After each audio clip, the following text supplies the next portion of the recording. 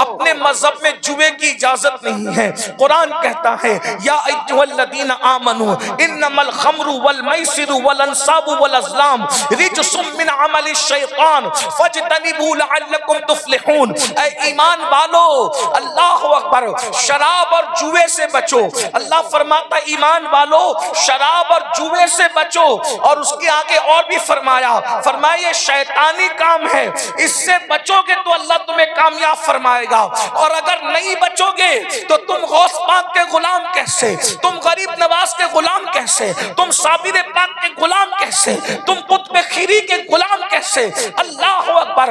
इमाम गजाली लिख रहे हैं, दिल के कानों से सुनो, हुज्जतुल इस्लाम इमाम गजाली लिखते हैं कि जिसने जुए के आलात को अपने हाथ में लिया गोया उसने अपने हाथों को सूअर के खून में रंग लिया। जिसने जुए के आलात को, मोबाइल में 3 पत्ती गेम खेलने वालों, एक दोस्त कलकत्ता में बैठा, एक सऊदी में बैठा, एक लखीमपुर में बैठा, एक लखनऊ में बैठा, सब मिलकर इंटरनेट की वजह से जो है वो जुआ खेलते हो। सुन लो कयामत के दिन तुम्हारे हाथ जुआ खेलने वालों गजाली के कौल के मुताबिक सूअर के खून में रंगे होंगे, खिंजीर के खून में रंगे होंगे। अब तुम्हारा नुकसान क्या होगा, उस नुकसान को भी सुन लो। ये जलसे में हजरत पीर सैयद वजीउद्दीन साहब मौजूद हैं, उलमा मौजूद हैं, मशाइख मौजूद हैं, मरकजी साहब मौजूद हैं, शोरा मौजूद है। बोलो तुम्हारी तमन्ना है जलसा खत्म हो तो हाथ चूमे, जलसा खत्म हो तो हाथ चूमे, यही ना। और जिनको हाथ चूमने का मौका मिल जाए सैयदों का, उलमा का, नायबीन रसूल का, आले रसूल का, कई दिन तक खुशी मनाते हैं। हम जलसे में गए थे, फुला सैयद साहब के हाथ चूमे, फुला आलिम साहब के हाथ चूमे, बोलो है कि नहीं। और अल्लाह अकबर, यकीनन हाथ चूमने की बरकतें भी है। अरे ये बरकत है, एक जालिम बादशाह ने इमाम हसन बसरी के हाथ चूमे, अल्लाह ताला ने हाथ चूमने की बरकत से उस बादशाह की मग़फ़िरत कर दी। बताओ हसन बसरी के हाथ चूमने का ये सवाब है तो इमाम हसन के हाथ का क्या आलम होगा। और जब हसन के हाथ की ये शान है तो उनके बाबा अली के मुर्तज़ा के हाथों की शान का आलम क्या होगा। नारे तकबीर, नारे रिसालत। और जब मौला अली के हाथों का ये आलम है तो मुस्तफा जान रहमत के हाथों का आलम क्या होगा। ऐ मेरी कौम के जवानों, जुआ खेलने वालों सुन लो, जलसे में तो सैयदों के और उलमा के हाथ चूमने मिलते हैं, मैदान महशर में मुस्तफा जान रहमत के हाथ चूमने मिले। हुजूर अलैहिस्सलाम फरमाते मैं अपनी उम्मत से मुसाफा करूंगा। इस पर बनता था कि सुन्नी सुभान अल्लाह कहें। बात कितनी बड़ी है, बात कितनी बड़ी है। ये भी अलमिया है कि कहाँ बोलना चाहिए कहाँ नहीं बोलना चाहिए, मेरी कौम को अभी तक समझ नहीं आया।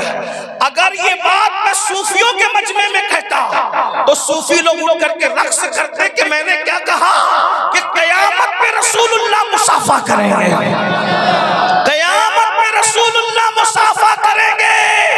आशिकों से पूछो तो वो कहेंगे कि कयामत में भी कयामत होगी जब हुजूर अपनी उम्मत से मुसाफा कर रहे हैं। वाह वाह वाह, जिंदाबाद जिंदाबाद। महशर में भी एक महशर होगा, महशर में भी एक महशर होगा कि हुजूर अपनी उम्मत से मुसाफा कर रहे हैं। अब बताओ जब हुजूर सबसे मुसाफा करेंगे तो जो जुआ खेलने वाले वो हुजूर से मुसाफा कर पाएंगे? क्यों नहीं कर पाएंगे?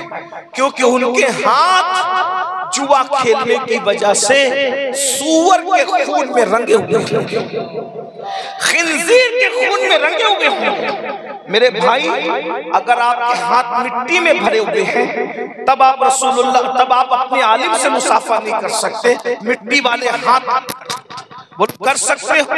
नहीं। मिट्टी वाले हाथ लेकर नायब रसूल से मुसाफा नहीं कर सकते, आले रसूल से मुसाफा कर सकते। तो सूअर के खून में जब जुआ खेलने की वजह से हाथ रंगे, छुप छुप कर खेलते हो ना जुआ, आप मौलवी को धोखा दे सकते हो, मौला को भी धोखा दे पाओगे। अपने मस्जिद के इमाम को धोखा दे सकते हो, क्या इमामुल अंबिया को भी धोखा दे पाओगे? कितना भी छुप कर गुनाह करो, कुरान कहता है इन्नल्लाह काना अलैकुम रकीबा, अल्लाह तुम पर कड़ी निगरानी कर रहा है। और ये जुआ हारोगे तो बर्बाद, और अगर जीत गए तो उससे बड़े बर्बाद। क्यों? क्योंकि जीत गए तो हराम। कपड़ा पहना तो जुए के पैसे का खरीदा हुआ कपड़ा जब तक बदन पर है, अल्लाह तुम्हारी ना कोई नमाज कबूल करेगा ना कोई दुआ कबूल करेगा। अगर जुए के पैसे से तुमने घर बनाया तो जब तक ईंट भी बाकी रहेगी, अल्लाह कमाने वाले पर, उस ईंट रखने वाले पे लानत फरमाता रहेगा। इसलिए मेरे भाइयों, क्या कह रहा था, अल्लाह को जवानी पसंद है, जवानी की इबादत पसंद है, इसलिए थोड़ा टाइम निकालो, वक्त निकालो, गुनाह मत करो।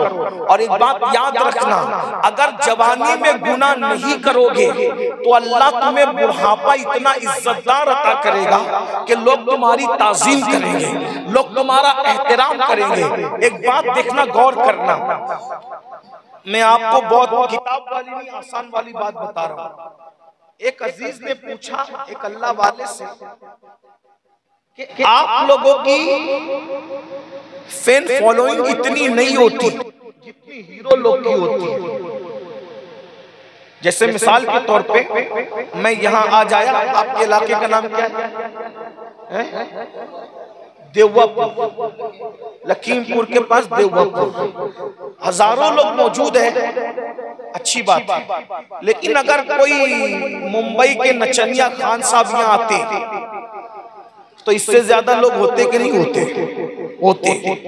अभी एक मसलक के लोग और एक मजहब के लोग मौजूद है, उसमें हर मसलक के होते, हर मजहब के होते, है ना। जो हीरो लोग आएंगे तो उनके लिए तो सभी आएंगे, तो हमसे ज्यादा उन लोगों की शोहरत। तो एक अल्लाह वाले से किसी ने कहा कि आप लोग तो बड़े अल्लाह वाले बनते हो, और तुमसे ज्यादा शोहरत और इज्जत तो उनकी है, लोग उनके पीछे कितना भागते हैं, तो तुम में और उनमें फर्क क्या है? तुम में और उनमें फर्क क्या है? तो अल्लाह वाले ने फरमाया, बेटा वो जैसे जैसे बूढ़े होते जाते हैं उनकी मकबूलियत कम होती जाती है। वो जैसे जैसे बूढ़े होते जाते हैं वैसे उनकी मकबूलियत कम होती जाती है, और हमारी मकबूलियत बढ़ती जाती है। हत्ता कि जब वो मर जाते हैं तो उनके जनाजे में 10-20 लोग भी शरीक नहीं होते। हम मरते हैं तो फिर ताजु शरिया के जनाजे की तरह,